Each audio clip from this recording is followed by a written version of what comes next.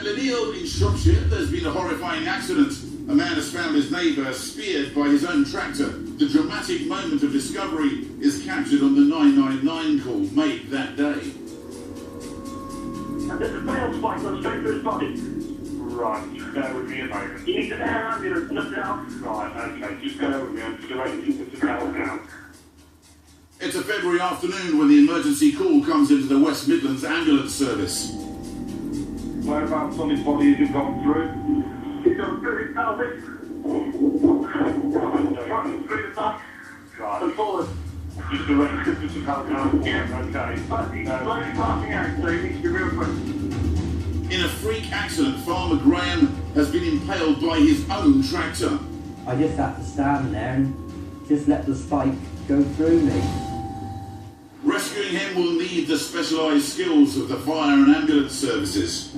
I've done 30 years this year, never experienced an impalement of a spike like that. These cases are 1 in a million.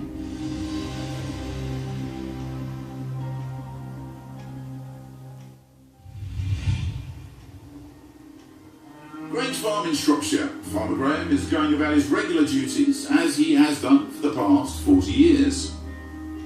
I've been farming, born and bred. That's always been interested in farming, yeah. It's all I ever wanted to do when I was at school. I first started driving tractors, oh goodness knows, probably about 13 or 14 I expect, if not before, even though that's all I'm supposed to do, but you know. But this morning, 52-year-old Graham will get involved with tractors in a way he could never have foreseen. I fetched in a bale of silage, which is wrapped in a black plastic cover to protect it from the weather. I lifted this bale of silage off the top of the stack and I dropped it on the floor to cut the black plastic off, ready to feed for the cattle. As he's done thousands of times before, Graham leaps down from the tractor and goes over to the bale of silage. Except this time he's forgotten something he's going to regret. I thought I'd put the handbrake on the tractor, but it wasn't quite all the way. Well, it couldn't have been. Graham's too busy removing the plastic from the bale in front to notice the tractor behind him. One of its 18-inch baling spikes is rolling slowly towards him. Cut the wrap, and all of a sudden I just feel something against me back. When I first felt it, I sort of turned round, wondering what was against me. Sort of half turned, and that was when I realised that this spike was right against me, and I could realise then that the tractor was moving. And there was nothing I could do to stop it. I just had to stand there and just let the spike go through me. When the tractor eventually stops, Graham is impaled, pinned against the bale in front of him. And worse, because he was turning round at the time, Graham is now trapped in such a way that he can't see exactly what's happened.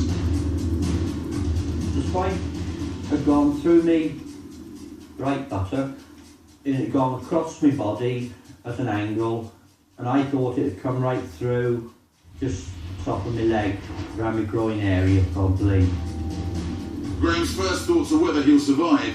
Strangely, he feels no pain, but he's alone in the middle of a field, and no one else is on the farm. My next thought was, well, I've got to get help somehow. My mobile phone was in my pocket, which I couldn't get to. So I thought, well, I'm just going to have to shout and hope that somebody will hear me. Just help. Help, help, help, that's all I shouted. But the shouts need to be loud. Graham's nearest neighbours are not at home. But Henry and his family, who live across the road, happen to be in their garden. I was outdoors cleaning my chickens at the time. My parents were having a bonfire, and we heard a shout. Ignored it really, didn't think much of it. But the shouting continues. Within about 5 seconds, heard a couple more really strong screams, and my parents and I, we all knew something was wrong. Running to investigate, Henry and his parents find the macabre sight of Graham speared by the tractor.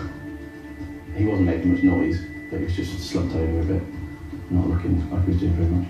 We full on thought he was going to die in front of us, and we weren't expecting him to be alive for very long at all. Henry immediately dials 999.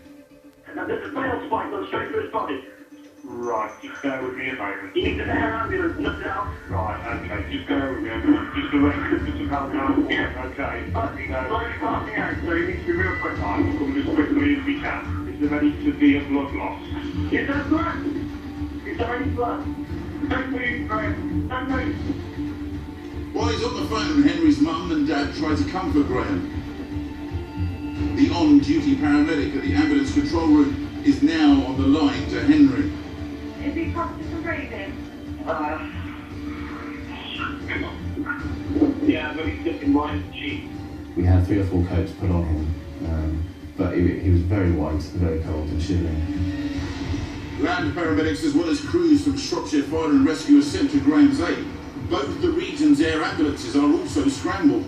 One flies directly to the scene, the other goes to fetch blood bags from North Staffordshire Hospital in case Graham starts bleeding heavily. My main concern then is, well, how long are they going to get here? Am I still going to be, well, for better want of a word, am I still going to be alive when they get here, sort of thing? That's my first thought. I don't know what it's done to me or anything. Later, to save his life, the medics and the fire crew attempt to remove Graham from the tractor, with the spike still in him. We would never really remove the patient from the spike. That has to be done surgically because it could be pushing up against something, it could be stopping a bleed. But it's going to be a struggle.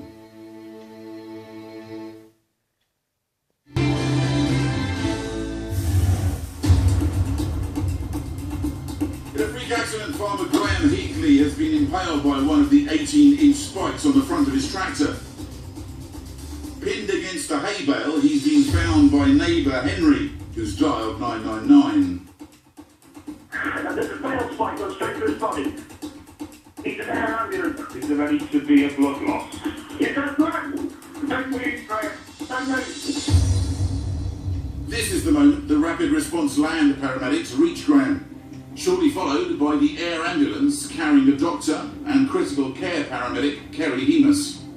We could see immediately that the spike had gone through his back and into his abdominal cavity, and whether you're medical or not, there's lots and lots of organs in that area. The spike hadn't come out the front, but we could feel it at the front in his tummy, so we knew that it was close to the skin. In terms of external bleeding, there was very little. We were obviously concerned that he was going to be bleeding internally, and that eventually, if we were there too long and he was bleeding, and it was taking too much time, that eventually he would go into cardiac arrest.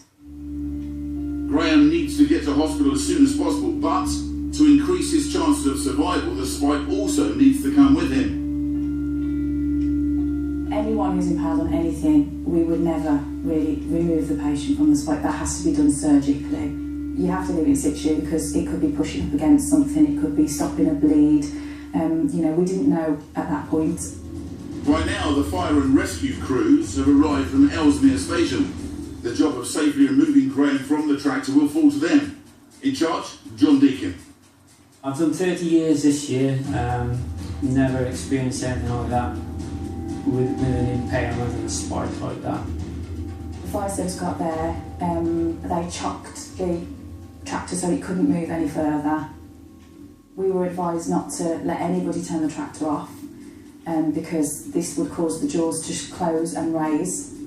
Even though the fire crew carry powerful hydraulic tools, these won't be enough to cut through the spike, as it's made of high tensile steel.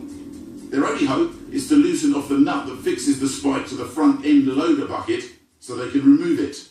Though it won't be easy, as it's a nut that's been in place for years out in all weathers. When we first started to undo the nut, it was very seized on and it rusted on, and the initial turn was starting to turn the spike in ground. I could feel the time turning inside me, so I had to shout to stop them. He certainly let us know once it was turning in ground. Now the fire crew clamped the spike to keep it still and use lubricating oil to loosen the nut so they can turn it without hurting Graham. But it's a slow, painstaking process. Meanwhile, the air ambulance medics closely monitor Graham's condition, constantly checking his blood pressure doesn't drop, which could signify internal bleeding. Whilst the movement was going on, we gave him a slight sedative just so that it wasn't too uncomfortable for him. Bizarrely, he said he wasn't in too much pain, Obviously when you're there and you're seeing this, you would expect the person to be in a lot of pain, be very anxious. He was very calm. I don't know what I'm thinking really. I suppose I'm thinking about perhaps what's going to happen with the animals. You know, I'm supposed to be feeding animals and they're not going to get done, and then I wonder, well, how long am I going to be out of action for? Graham has been impaled on this spike for over an hour and a half. The fire crew themselves have spent an hour trying to free him. Now they're in the final stages. Even when we got the nut off, it still wasn't freed off. We still had to try and push the spike forward to release it from the actual tractor itself. This is the moment of truth. To avoid causing serious harm to Graham, they have to try carefully moving him and the spike as one. To prepare him, the medical team give Graham a dose of the powerful anaesthetic ketamine. He wasn't asleep, he was just sedated slightly, so that when the movement of getting him off there, because there was some slight movement, we couldn't have got him off without any movement. 4 or 5 of the firemen got all round me and sort of made like a chair, took my weight. The bolt was having to be undone, and then it was having to be pushed through metal that had been in situ for such a long time that it was almost rusted off.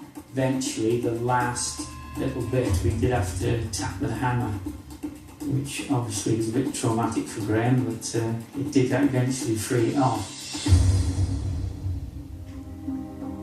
Graham remembers waking up on the stretcher as the team load him, with the spike still embedded, onto the helicopter. The airlift is vital, otherwise it would mean a 45-minute journey on windy, bumpy country roads. I'd never been in a helicopter before.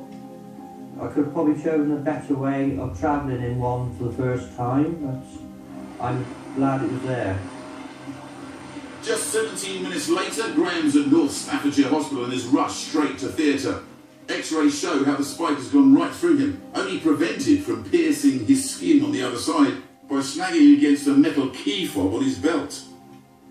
That's not the only bit of luck. The spike has remarkably missed any of Graham's vital organs by millimetres.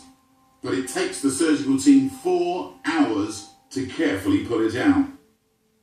I saw the surgeon. He said I'd been very, very lucky. Somebody had been looking after me because it hadn't done any damage inside.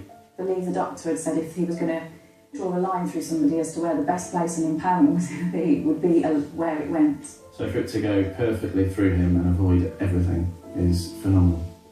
A slight stone in a wheel rut would have changed the trajectory of the spikes. Think about it, it's a miracle, it genuinely is. Henry and his family were the first to find Graham, and along with some other locals, they helped to look after his farm whilst he's away. Not that they have to do it for long. We did not expect him to be at home a week later, but you know, that's him, that's Graham. And reunited with his tractor, Graham can see how things could have been much worse for him. I sort of half turned to see what was happening, but I couldn't turn anymore because the tires started to go through me. So if I'd have been straight on as I was cutting the plastic, I'd have probably had 2 tires that have gone through me. As far as emergency services, well, I've got nothing but praise for them, because without them, well, I don't know what would have happened. Fire crew manager John and paramedic Kerry later pay a visit to Graham on the farm to see how he's getting on. When I met Graham after the incident, I was just blown away. I couldn't believe that he was up walking around. He'd actually been on the tractor by the same bit, but he was told he wasn't supposed to go anywhere near it. And being so blasé about it, can I have my spike back? This is the spike that went through me. So the hospital say anyway, so... Because he wanted to put it back on the tractor. If I can find a nut to fit on the end there to go back on the grab, but so I find a nut, stopping here. Thinking back on things now, I think this could have been the end of me. I'm just thankful that I am still here to tell the tale. This is the first major thing that's happened to me. I hope it'll be the last.